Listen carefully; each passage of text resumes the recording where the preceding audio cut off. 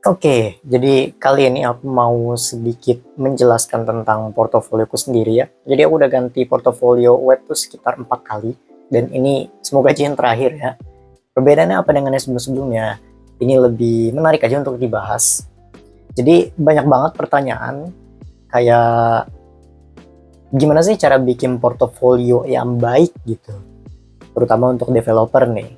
Nah, di sini portofolioku sendiri, web portofolioku ya, itu mencerminkan salah satu poin yang dimana ini akan menjadi pembeda dan juga kenapa ini bisa disebut menjadi portofolio yang menarik. Gitu. Oke, kita langsung aja. Ini adalah webnya ya. Jadi kalau di refresh, ya gini tampilan awalnya. Ini URL-nya. Kalau kalian mau akses. Nah, tampilan awalnya sederhana aja, kayak web portofolio pada umumnya gitu kan.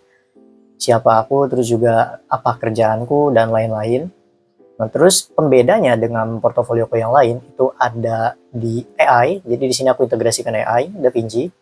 Dia ini buat nyari tahu harga, estimasi harga kalau ada orang yang mau kerja sama denganku atau mau menggunakan jasaku gitu.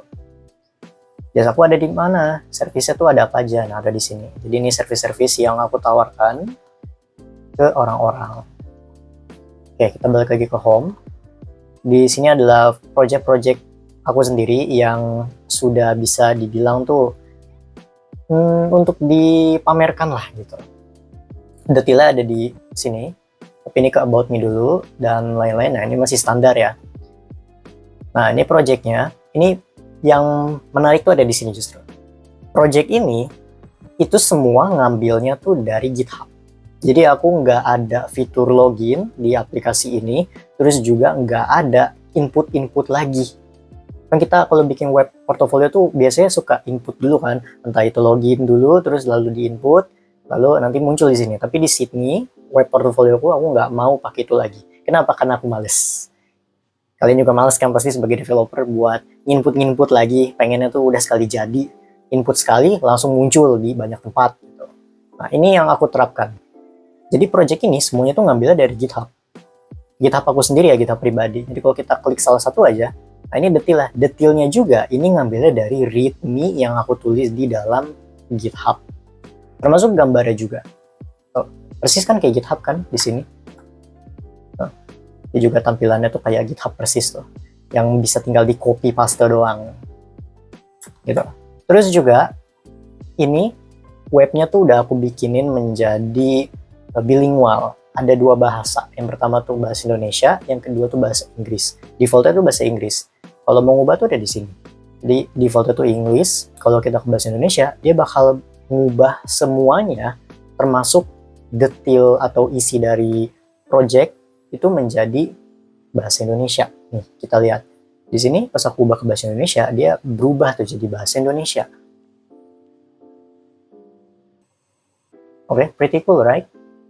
Oke, kita balik lagi ke project, terus sebelahnya tuh ada artikel. Nah, artikel ini juga sama, konsepnya seperti project. Dia ngambilnya itu langsung dari GitHub.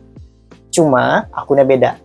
Kenapa aku bikin beda? Karena kalau untuk artikel ini, ngambilnya tuh dari GitHub organisasi milikku sendiri, Davatan Labs, bukan dari GitHubku. Kan GitHubku Dava 09 kan. Nih, kalau kita lihat di sini, ini GitHubku nih. Nah, ini GitHubku, Dava 09. Isinya tuh adalah project-projectku sendiri di repository ini, aku lihat. Ini adalah project-projectnya, ada di sini semua. Yang tadi ini yang kita lihat, Web3 Vault. Oh, sama persis kan? Ini readme-nya. Jadi apapun yang ada di dalam sini itu langsung ditarik ke dalam webnya. Oke, kalau yang artikelnya itu ada di organisasiku. Jadi dia adanya di Davatan Labs. Sini. Nah, dia ada di sini. Ngambil dari repository articles. Nah, yang ini.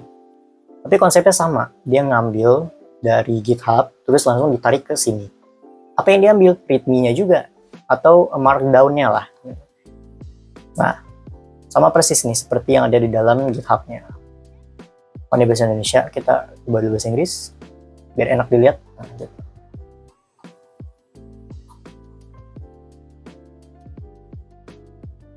Kesimpulannya dari portofolioku ini, itu dia udah nggak ada login, terus juga nggak ada input-inputan lagi. Kita kan kalau sebagai developer untuk dokumentasi project taruhnya di GitHub kan, ada yang juga di GitLab dan sejenisnya, tapi kebanyakan itu pasti di GitHub. Cuma mereka males buat input-input lagi ke dalam web portofolionya sendiri. Gimana kalau misalkan itu dibuat otomatis? Ya sudah, kalau dibuat otomatis lebih enak lagi dong. Nah, itu secara outline dari web portofolioku, tapi detailnya tuh gimana? Secara teknisnya tuh gimana? Oke, kita bahas ya. Oke, secara detail, tuh aku buka VS Code dulu. Nah, ini VS Code-ku. Gedein dulu. Sip. Jadi ada 3 repo.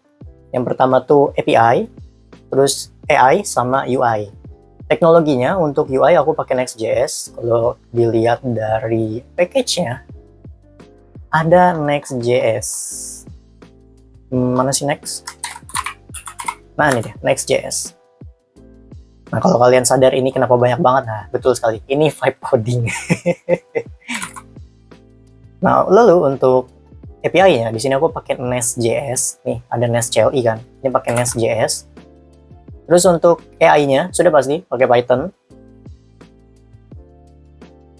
Terus, gimana caranya agar aku tuh bisa melakukan penarikan project dari GitHub langsung ke dalam web portofolionya? Gimana mekanismenya? Oke, mekanismenya aku jabarin pakai ini aja deh. Kayak gambar, biar enak ya. Jadi yang pertama tuh kan aku punya 3 repo. Ini API. Terus ada lagi UI. Ada lagi AI. Cuma yang AI ini kan dia nggak ada hubungannya dengan GitHub ya. Jadi kita bisa singkirin dulu. Fokusnya di 2 ini, API dan UI. Let's say ada satu platform lagi, namanya tuh GitHub. GitHub. Oke, ini GitHub-nya tuh kepecah 2 ya. Ada yang akunku, ada yang project untuk organisasiku gitu. Nah, mekanismenya gini. Di dalam API-nya itu aku siapin satu endpoint atau satu controller lah. Dia tujuannya untuk nge-crawling project-project yang ada di dalam GitHub. Yang ada di dalam akun GitHubku sendiri ya. Kalau yang artikel tuh beda mekanismenya. Ini dipisahin deh biar gampang. Ini GitHub 9, terus satu lagi yang GitHub artikel gitu, misalkan articles. Oke, nah aku bikinin satu API di sini yang isinya tuh khusus untuk melakukan yang namanya crawling ke GitHub yang 9. Jadi project-projectku tuh di crawl lalu dibalikin ke API-nya. Nanti setelah dapat hasil crawlingnya sama API-nya tuh disimpan sebagai JSON file. Jadi aku nggak pakai database, cuma pakai JSON file. Terus gimana cara nge-triggernya? Nge-triggernya itu ada 2 cara. Enggak, cuma satu cara deh.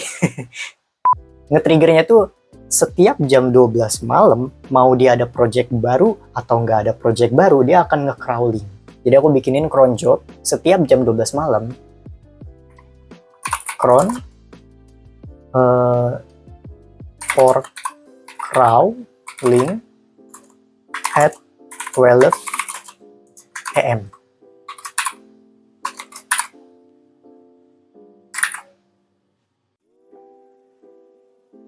Gedein dulu, singkirin ke sini. Nice. Oke, jadi setiap jam 12 malam itu aku bakal nge-trigger cron job-nya ini untuk melakukan crawling. Jadi dia bakal ngambil seluruh project yang ada di dalam Java 09 ini, terus dibalikin datanya ke API. Tetapi nggak semua project. Jadi di bagian GitHub-nya nih, setiap project yang mau aku tampilin ke dalam webnya, itu aku kasih prefix. Prefixnya kayak gimana? Prefixnya kayak gini, contoh. Ya, kita balik lagi ke akunku yang tadi web trivot ya. Nah, ini kan kelihatannya biasa aja ya, tapi kalau kita masuk ke dalam edit file, nah di sini ada poin pentingnya nih. Ini adalah keyword yang aku gunakan untuk menandakan kalau project ini tuh bakal di crawling. Oke? Karena ini di komen, jadi ya kan nggak akan kebaca. Dia hasilnya kayak gini, nggak ada perbedaan kan? Tapi secara sistem di belakangnya, untuk melakukan crawlingnya, itu poin pentingnya. Ada di situ kuncinya justru. Oke, untuk crawlingnya fine ya. Terus setelah itu, setelah dia dapat hasil crawlingnya, let's say misalkan repoku tuh total ada berapa sih? Lupa. Ada 89 gitu. Yang tadi mau ditampilin tuh sekitar 35. Ya udah, dia bakal dapat 35 data, habis itu ditampilin ke front end. Nah, sampai sini udah sesuai standar kan. Jadi di situ aku nggak perlu repot-repot input project lagi, cukup dari GitHub udah langsung nangkep. Lalu yang artikelnya gimana? Yang artikelnya itu kurang lebih sama. Jadi dia ada crawling, tapi crawlingnya triggernya itu bukan dari cronjob, tetapi dia langsung dari reponya sendiri. Jadi di dalam reponya ini, itu aku siapin CI/CD pipeline yang tujuannya setiap ada perubahan atau penambahan di branch utamanya, bukan di branch sih, di folder utamanya, folder artikel ya. Jadi folder itu ada 3 kan, folder CI/CD pipeline, artikel, sama folder testing. Nah, folder artikel ini setiap ada trigger, either perubahan atau hapus atau nambah, dia bakal ngejalanin pipeline-nya. Nah, pipeline-nya ini langsung diterima oleh si API. Dia jadi bakal nembak ke endpoint yang aku siapkan di dalam back-end-nya untuk nampung data-data dari artikelnya. Otomatis, misalkan artikelku ada 10 nih, terus aku tambah 1, berarti ada 11 kan? Semua artikel ya, berarti ada 11 artikel, itu bakal di-rewrite terus dikirim ke API. Dia bener-bener bakal langsung merubah semuanya, nggak bisa cuma satu. Kalau kita bikin secara CRUD, itu kan bisa pakai patch atau put ya untuk merubah satu artikel doang. Tapi kalau di konsep ini, itu nggak cuma satu, semuanya bakal ditimpa. Walaupun aku misalkan merubah cuma satu artikel aja, semuanya bakal kena, bakal di crawling lagi gitu. Terus kalau misalkan ada 50 artikel gimana? Ya 50-nya bakal di crawling juga. Cuma ini nggak akan memakan waktu lama karena kan udah pakai pipeline dan juga di belakang layar ya secara background. Lalu udah aku terapkan zero downtime juga, jadinya nggak akan terasa lah kalau misalkan ada perubahan, either dari aplikasinya atau secara datanya. Kita ngeliatnya ya begini aja, nggak ada perubahan, padahal di belakangnya tuh banyak perubahan yang terjadi. Nah, setelah itu, jadi ini cuma satu arah ya, kalau artikel ke API itu cuma satu arah, beda dengan yang untuk project. Kalau yang project itu 2 arah, dari API ke GitHub, lalu balik lagi ke GitHub. Balik lagi ke API maksudnya. Tapi kalau yang artikel, dia itu langsung dari repo artikel, ditembak ke API. Lalu dari sini, nampilin lagi ke UI. Gitu kurang lebih konsepnya. Nah, kesimpulannya, portofolioku ini tuh menunjukkan bagaimana pola pikir dari project-nya. Biasanya ini yang paling menarik untuk diceritakan. Jadi project-project itu punya hal unik dan juga perbedaan dari project-project yang sudah ada. Ini juga aku bilang menarik karena memang sistemnya cukup menarik, tidak perlu ada input-input, nggak ada login, dan bahkan deploy-nya juga gampang karena kan ini nggak pakai database. Kita bisa pakai deploy yang gratisan. Kenapa aku nggak pakai gratisan? Karena di sini aku pengen sekalian ada branding, jadi aku beli domain dan server sendiri, dan juga aku pakai Cloudflare buat bikin web itu jadi HTTPS, biar nggak HTTP doang, kan bahaya ya. Dia ada SSL secara gratis melalui Cloudflare. Gitu guys. Nah, pesan aku buat kalian, kalau mau bikin portofolio, pastikan projectnya itu memang digunakan. Walaupun kalian sendiri yang make, nggak apa-apa. Yang penting digunakan. Terus yang kedua, sebisa mungkin buat projectnya ini tuh ada nilai. Nilai itu maksudnya kayak kenapa sih kalian bikin ini? Emang pakai aplikasi yang udah ada nggak bisa? Nah, project-project aku juga selama mengembangkan project ya. Ini kalau kalian lihat portofolio aku, itu kan di footernya tuh ada project-projectku kan dari Vinci Group Project. Nah, ini semua ya aku ciptakan karena memang ada alasannya. Kayak LMS itu buat ngebantu kampusku, karena di kampusku tuh aplikasi untuk melakukan pengajaran masih tidak terintegrasi, dan itu cukup menyulitkan juga buat aku ngajar, jadi malah fokus ke administrasinya. Lebih ke administrasinya susah gitu, makanya aku bikin ini biar administrasinya tuh jadi satu flow dan mudah. Terus kalau agent, itu juga buat ngebantu para UMKM, biar dia nggak perlu capek-capek ngebalesin customer satu persatu. Terus juga dropship ini mengotomatisasi orang yang mau dropship, cukup upload gambar, masukin uangnya, dia mau ngiklan berapa, terus masukin akun sosmednya, habis itu udah dibikinin secara otomatis. termasuk untuk chatnya, webnya, dan gambarnya itu semua udah dibikinin. Jadi benar-benar otomatisasi. Terus diary juga ini aku pakai sendiri dan mungkin akan dipakai oleh banyak orang juga buat refleksi diri, dan juga ada AI-nya yang ngebantu untuk ngasih kata-kata hari inilah. Nah, jadi kalau bikin project itu sebisa mungkin harus ada value-nya. Karena kalau ada value-nya, kalian ngejelasinnya juga enak. Gak cuma sebatas, oh ini buat CRUD doang. Ya kalau CRUD doang, AI udah bisa ngegantiin. Kan yang kita perlukan itu bukan cuma CRUD, tapi kenapa sih ini harus dibikin? Terus juga biar menandakan kalau kita itu bisa menyelesaikan masalah melalui sistem yang kita bikin. Oke? Jadi sekali lagi, kalau bikin project, pastiin itu ada nilainya. Walaupun cuma kalian sendiri yang pakai, itu nggak apa-apa. Yang penting ada nilainya. Sehingga itu bisa menjadi kebanggaan dan juga bisa diceritakan ke orang-orang. Oke, kira-kira kita mau bahas apa lagi next ya? Coba dong, kasih ide ya. See you.